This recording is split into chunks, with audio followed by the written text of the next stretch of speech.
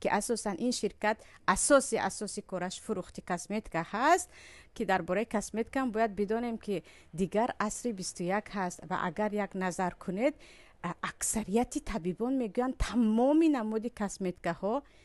ضرر دارد، هم به پوست شما هم به پول شما و زنهایی که همیشه با رنگ و بار میگردن اونها بدون رنگ و بار دیگر زندگی کردن نمیتوانند. به جای اون میتوانید از 1001 رستنی و از 1001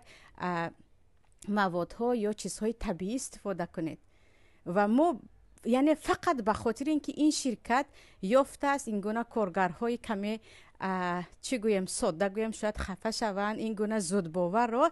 آمده است جاری کرده است کارش را اساسا در آسیای میانه و خواهرانی که به این شرکت کار میکنن اول باید خرید کنن، یعنی اول پول پتوین بعد داخل این شرکت میشه. و گفتید نه خرید برای خودم است، آخر شما برای بل خرید میکنید، این رو خودتون هم میدونید. اگر هیچ شرطش نبود شما گفتید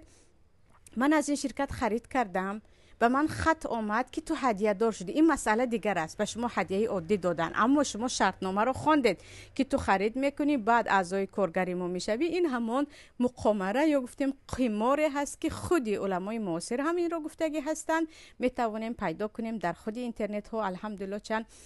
شیخ ها رو سخنشان رو برادران کافکس ترجمه هم کردگی هستند درباره سیستم مارکتینگ که در این باره هست. این یک یعنی شما با قمار داخل میشوید به اینجا که پول میپرتوید که پول برم.